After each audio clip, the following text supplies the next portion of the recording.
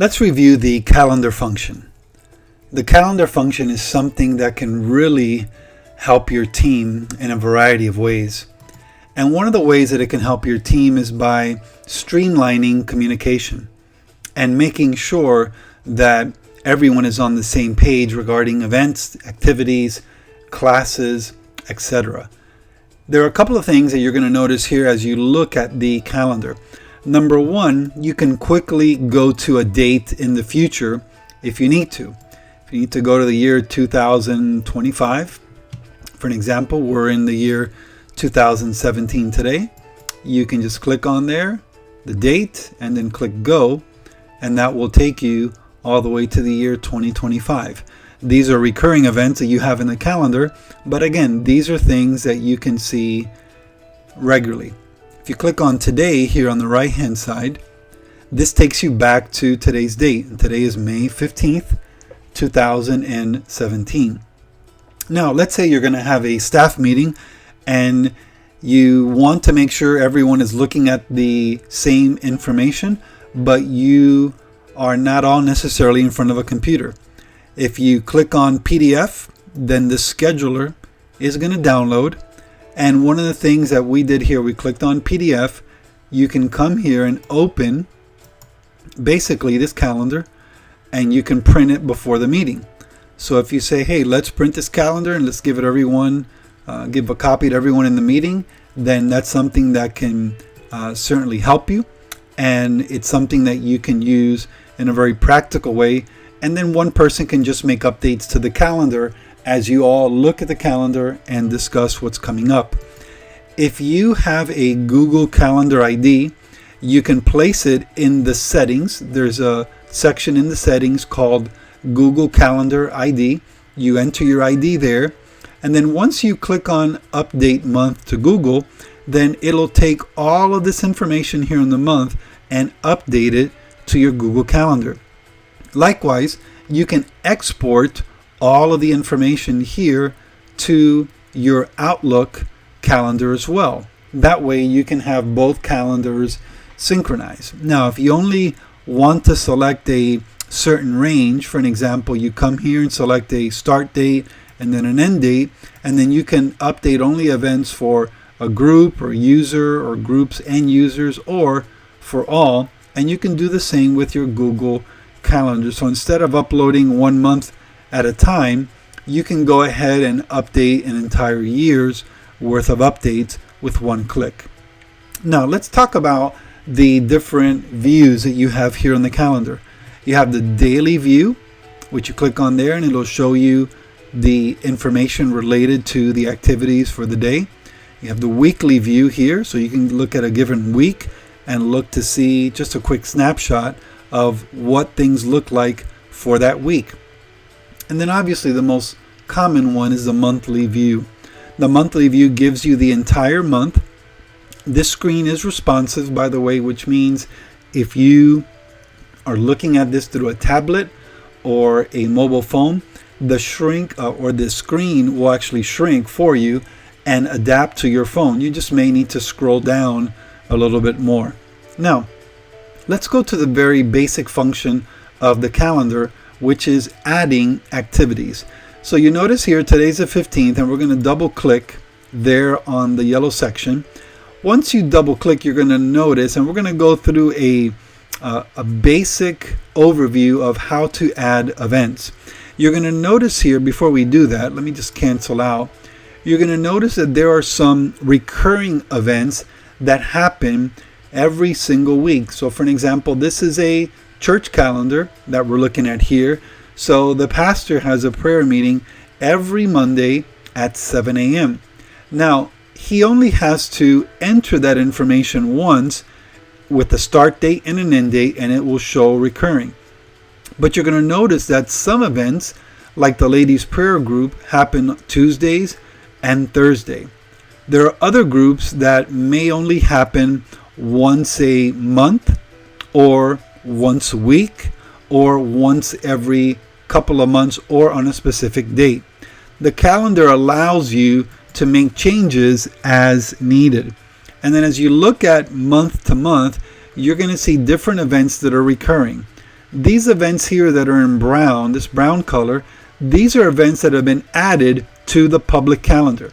Now the public calendar, and we're going to show you that in a minute, the public calendar contains events that we give you a basic private link which you can paste on your corporate website, and everyone can come in and view the information only on your public calendar. Now, as you come here to the regular calendar, you see both events that are public or labeled public, and these are your personal events, and then these are internal events. We've just added colors to the groups. Now, with that in mind, let's go ahead and create an event. So we're going to double click here, and then let me show you the customize event function. This may not be for all of your events, but it may be for some. If you have the customize event module, which includes adult and management, also volunteer management and check-in, adult management check-in, and then children's check-in and check-out, you can use this to basically recruit and notify participants, recruit and track volunteers, manage check-in, etc. If you want one or all of these things, you just click on the necessary ones here, and then you can schedule this as a normal event, which is a one-time event, or a recurring event. Don't worry too much about minimum participants or minimum volunteers. The default is 0, but you can put a minimum on there if you like.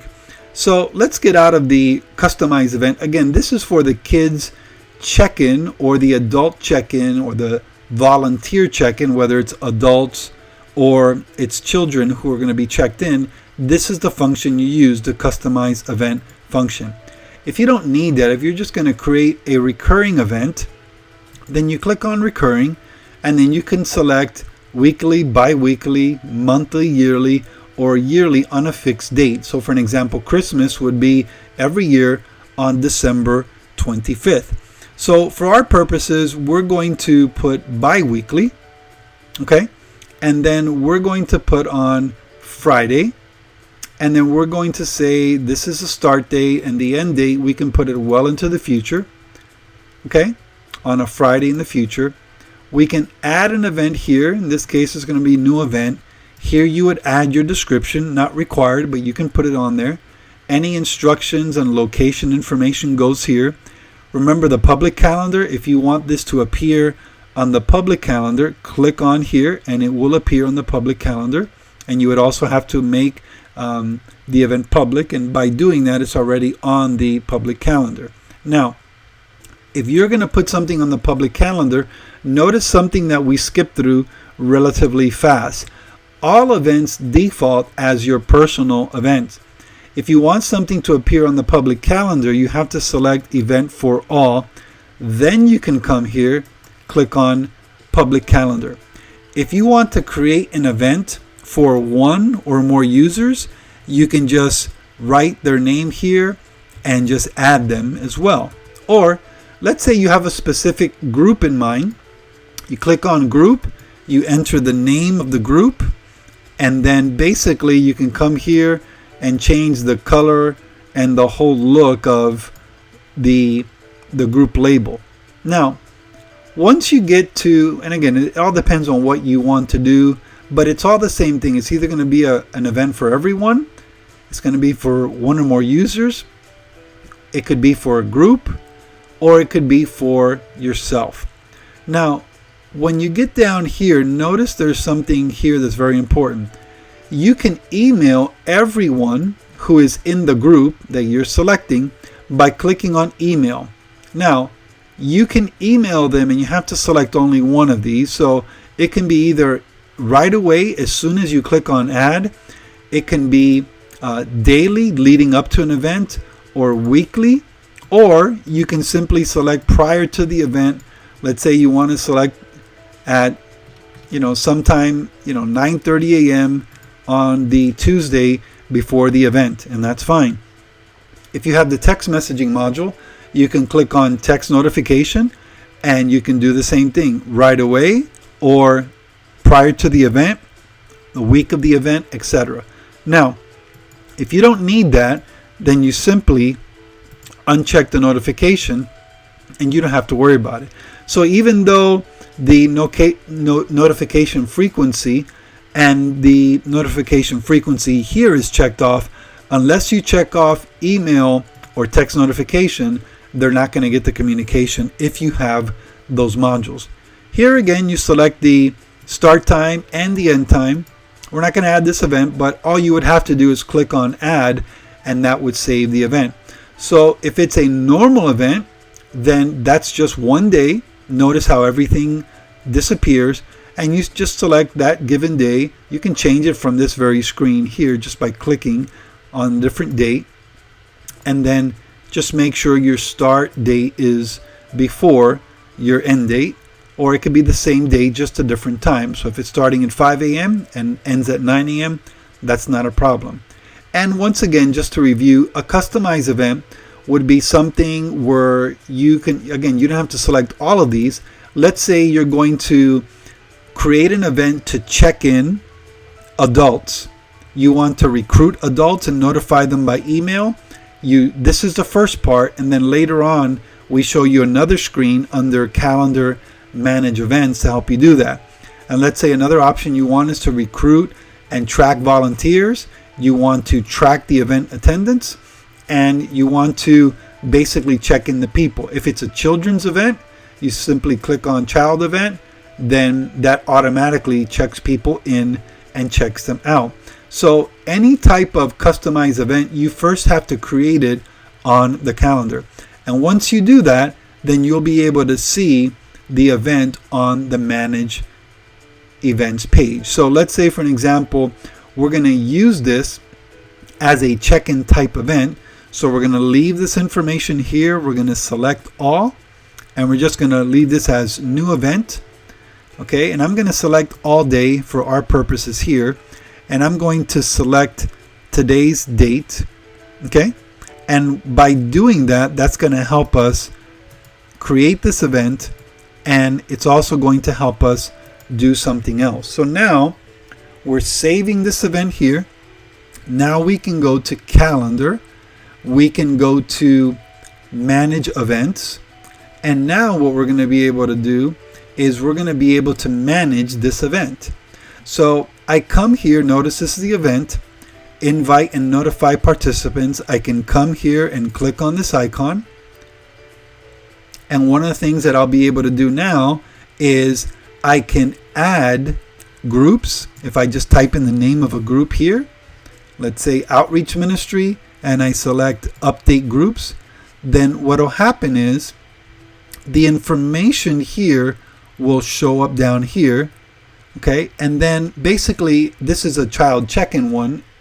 So anyone who is here on any of these two teams who has children, the children will come up, and then you can text parents, anyone that hasn't registered, or you can email the parents and they'll get the information by email. And again, this will find out if they're going to be coming or not. So it's very important. If we go back to the manage events, so we're talking about participants, but you can do the same thing with volunteers. So you click on that recruit and track volunteers option. Let's say you want to ask a group to come and volunteer. So you basically find the group, let's say the facilities team, you update the volunteer group, and now everybody in the facilities team, there's only 4, they're going to show up right here. And what you do is you're going to text them, or you're going to email pending volunteers, and it's going to ask them, hey, for such and such event on May 15th, are you available to serve? Basically, they have 3 options: available to serve, not available, or it's pending. They're not sure. And then once they click on this text message that says, yes, I'm available to serve, a number 1 will show up here, and then so on and so forth as people click available. If they're not available, it'll show up here. If they're attending as a participant, it'll show up here. So this gives you a way to recruit volunteers faster for your company or your organization or for your church without having to make many calls. So you can imagine as you begin adding more and more groups, okay, you add more groups to this list, you can see how this really saves you time.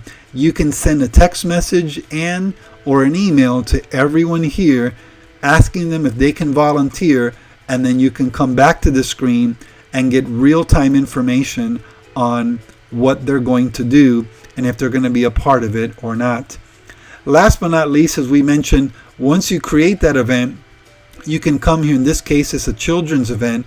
You come here and you click on the first icon, and then all you have to do is type in the name of the child. In this case, it's going to be Aaron, and then you click on enter, and you can check in. In this case, we don't have a printer connected, but if you initiate check-in, then you'll see the information being checked in by the admin.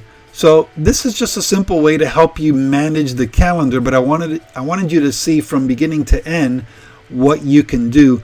But the calendar is your friend, and if you are a group leader, if you are a group admin, when you create group posts on the calendar, you can notify your team members right away, and this can really help you save a lot of time. So thank you again for being a part of this session.